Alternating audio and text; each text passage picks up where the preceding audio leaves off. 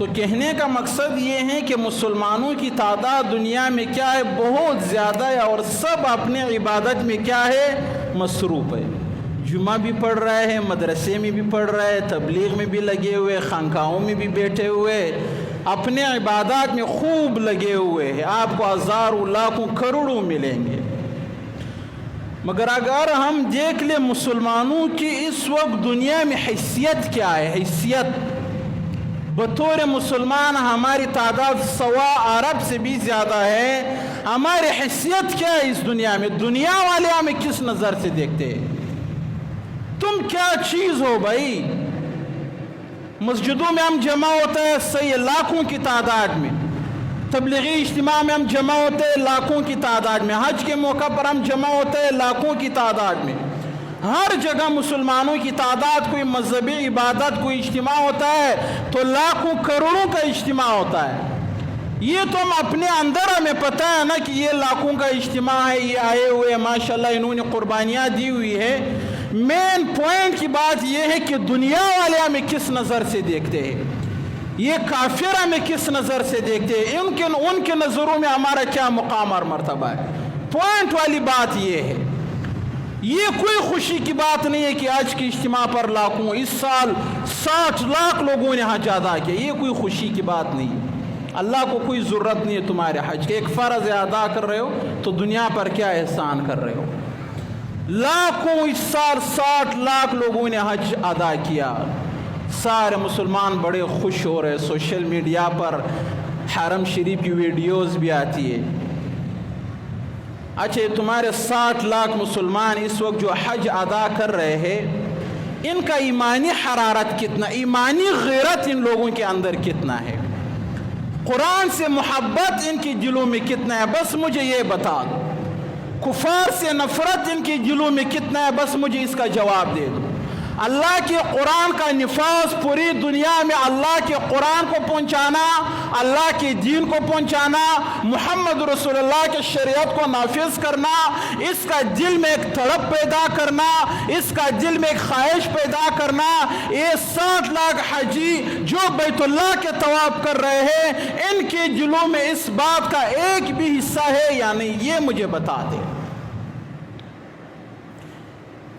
لاکھوں کا اجتماع ہے، تبلیغ میں بھی ہے، حج میں بھی ہے، مدارس میں بھی ہے، خانقاہوں میں بھی ہے، ہر جگہ ہے، مگر ان سے ذرا ایک سوال کرو کہ بھائی آج اسلام کی کیا حالت ہے، قرآن ہمارا کہاں پر ہے، اللہ کا دین کہاں پر ہے، اعلیٰ کلمت اللہ، اللہ اکبر، اللہ کے سوا اس دھرتی پر کوئی بھی بڑا نہیں ہے، اللہ کے طاقت کے سوا کسی کا کوئی طاقت نہیں ہے، اللہ کے نام کے سوا کسی کا کوئی نام نہیں ہے، کسی کے نام کا کوئی حیثیت نہیں ہے، اللہ کے نام، اللہ کے طاقت، اللہ کے رعب اور دبدبے کے سامنے کسی کی کوئی حیثیت، کوئی وقت نہیں ہے۔ یہ ہمیں ہمارا قرآن بھی بتاتا ہے، یہ ہمیں ہمارا دین بھی بتاتا ہے، یہی قرآن پھر ہمیں یہ پیغام دیتا ہے کہ مسلمانوں اٹھو اور اللہ کا نام اٹھا کر،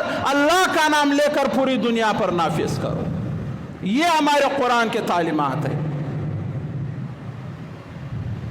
یار اللہ کا قرآن پوری دنیا کو تو چھوڑو، جو ملک لا الہ الا اللہ کے نام پر حاصل ہوا ہے وہاں پر اس قرآن کا کوئی حیثیت ہی نہیں ہے بھائی، حیثیت کہاں یہ قرآن پوچھا جاتا ہے؟ یار آپ مجھے بتاؤ، قرآن کہاں پر پوچھا جاتا ہے؟ مجھے یہ بتاؤ۔ تمہاری اسمبلی میں کوئی بل آئے گا، کیا بل ہے بھائی؟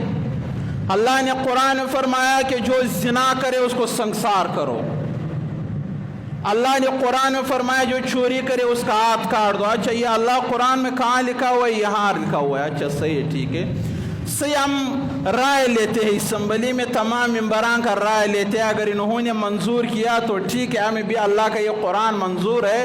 اگر اسمبلی کے لوگوں نے مسترد کر دیا تو پھر یہ قرآن اٹھاؤ یار، اس کا کوئی حیثیت نہیں۔ اللہ نے فرمایا تو کیا ہوا؟ جب ہمارا اسمبلی اس کو منظور کرے گا تب ہم اس کے قانون کو بنائیں گے۔ جب تک اسمبلی کے 60% لوگ منظور نہیں کریں گے، چاہے اللہ نے فرمایا ہو، اس دنیا کے مالک نے فرمایا ہو، اس دنیا کے خالق نے فرمایا ہو، دنیا کے سب سے بہترین کتاب قرآن میں فرمایا ہو، پھر بھی اس کی کوئی حیثیت نہیں، کیونکہ قومی اسمبلی کے 60% لوگوں نے اس آیات کو مسترد کر دیا ہے، لہٰذا اس کا کوئی مقام اور مرتبہ نہیں ہے۔ یہ ہمارے قرآن کا حال ہے۔ مسلمانوں زیادہ خوش ہونے کی ضرورت نہیں ہے۔ ابھی فلسطین دیکھو، فلسطین کے اوپر اسرائیل نے کیا حالت بنایا ہوا ہے، کتنا زیادہ ان کے اوپر ظلم اور بربریت ہو رہا ہے۔ ہزاروں لوگوں کو وہاں پر شہید کر دیا، پورے کے پورے شہر، پورے کے پورے بازاریں، پوری کی پوری بستیاں اس کو بالکل صفحہ ہستی سے مٹا دیا، ختم کر دیا، نام و نشان ہی نہیں ہے کہ یہاں پر بھی لوگ رہ رہے تھے۔ بچوں کو شہید کر دیا، عورتوں کو شہید کر دیا، مساجد کو شہید کر دیا، قرآن مجید کو شہید کر دیا، یعنی کہ مسلمانوں کو ایسا مسل کر رکھ دیا۔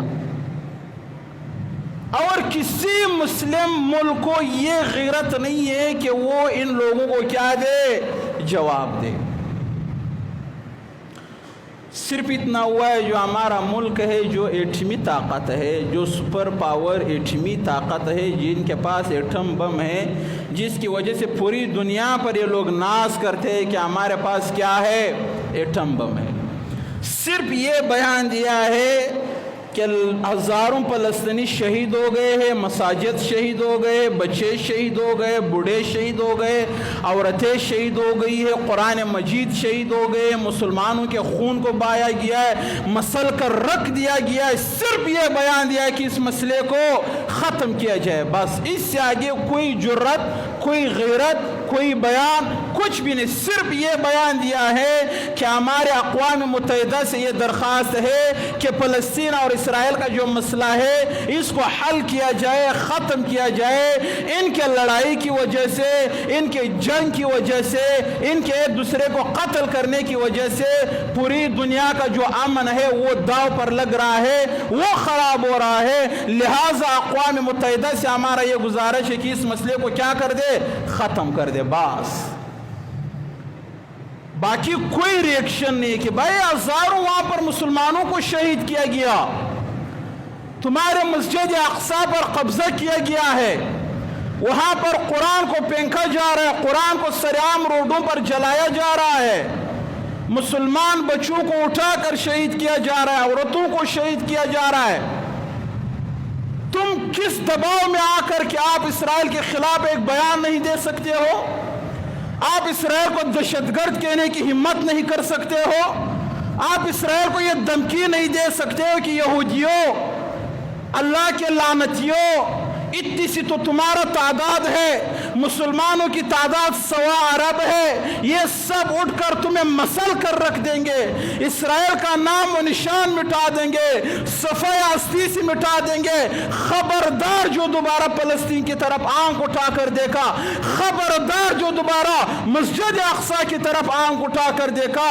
یہ تقاضا تو یہی تھا کہ مسلمان حکمران یہ جواب دیتے، ان کو اس انداز میں للکار کر کے تھے، اس کو اس انداز میں جواب دیتے، مگر ان بے غیرتوں نے صرف یہ جواب دیا کہ اقوام متحدہ سے ہمارا یہ گزارش ہے کہ اس مسئلے کو ختم کر دیا جائے، ان کا صلح صفائی کرایا جائے۔ صرف اتنی سی بات انہوں نے کی ہے، بس اس سے آگے کچھ بھی نہیں ہے۔ ان حکمرانوں کا یہ خیال ہے کہ یہ یہودی ہم سے راضی ہو جائیں گے۔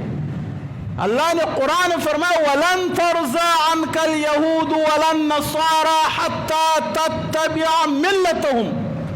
اللہ نے قرآن میں مسلمانوں کو خبردار کر دیا ہے، اللہ نے قرآن میں ان حکمرانوں کو بتا دیا ہے کہ یہ یہود اور نصارہ آپ سے کبھی بھی راضی نہیں ہوں گے، کبھی بھی راضی نہیں ہوں گے۔ لن ترضا، عربی میں جب لفظ لن آتا ہے تو اس کا مطلب ہے کہ کبھی بھی آپ سے راضی نہیں ہوں گے۔ اور اللہ نے فرمایا جب تک تم یہودی نہیں بنو گے، جب تک تم نصرانی نہیں بنو گے، جب تک اسلام کو چھوڑ کر یہودی اور نصرانی نہیں بنو گے، یہ لوگ آپ سے کبھی بھی راضی نہیں ہوں گے۔ اور پھر اللہ نے قرآن فرمایا یا ایھا الذین آمنو، اے ایمان والو، اے میرا نام لینے والو، اے میرے قرآن پر ایمان لانے والو، اے میرے آخری نبی پر ایمان لانے والو، کہ آپ ان یہود اور نصارہ کو اپنا دوست مت بناؤ۔ یہ آپس میں ایک دوسرے کے دوست ہے، آپ کے دوست یہ کبھی بھی نہیں بن سکتے۔ جب اللہ نے قرآن میں خبردار کر دیا ہے، اور ہمارے حکمرانوں کا اللہ کی قسم کسی کو اس آیات کا پتہ ہی نہیں ہے کہ اللہ نے قرآن میں یہ بھی فرمایا کہ یہ یہود اور نصارہ یہ کبھی بھی آپ سے راضی نہیں ہوں گے، یہ کبھی بھی آپ کے دوست نہیں بنیں گے، یہ آپس میں ایک دوسرے کے دوست ہے۔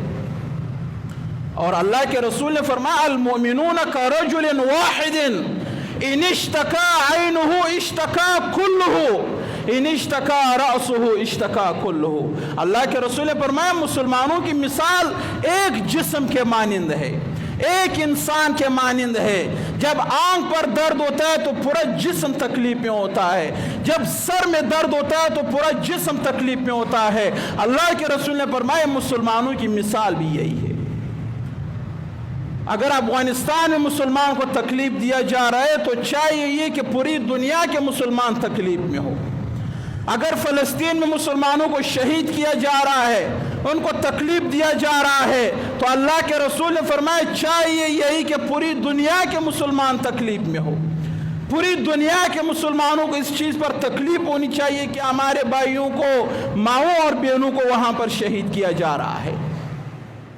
مگر نہیں، مسلمان تو پتہ نہیں کس بات سے خوش ہے، مجھے یہ پتہ نہیں کیوں خوش ہے، کیا چیز ہے جو ان لوگوں کو خوشی دے رہا ہے۔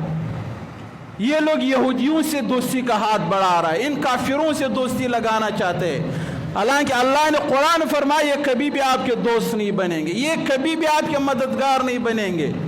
پھر کیوں اس قرآن کے ساتھ خیانت کر رہے ہو؟ کیوں اللہ کے دین کے ساتھ خیانت کر رہے ہو؟ کیوں محمد رسول اللہ کے شریعت کے ساتھ خیانت کر رہے ہو؟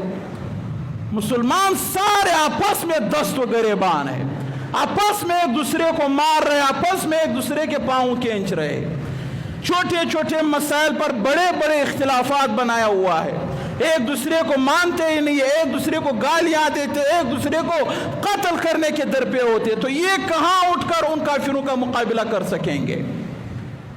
اس کا واحد یہ حل یہ ہے کہ یہ سارے ایک ملت بن جائے، تمام مسلمان مل کر ایک جسم کے مانند ہو جائے، تمام مسلمان مل کر ایک اتحاد اور اتفاق بنائیں، اور پھر ان کافروں کو جواب دیا جائے۔ آج کے مسلمان تو اتنے بکھرے ہوئے ہیں، شیرازہ اسلام کا بکھر چکا ہے، سارے ایک دوسرے سے اختلافات، ایک دوسرے کے مرنے کے پیچھے لگے ہوئے ہیں، اور یہ وہ یہودی ہمارے اوپر ہنس رہے ہیں۔ ہم زیادہ سے زیادہ احتجاج کر سکتے ہیں، اس سے بڑھ کر ہمارے اندر کوئی جرت نہیں، ہم کچھ بھی نہیں کر سکتے۔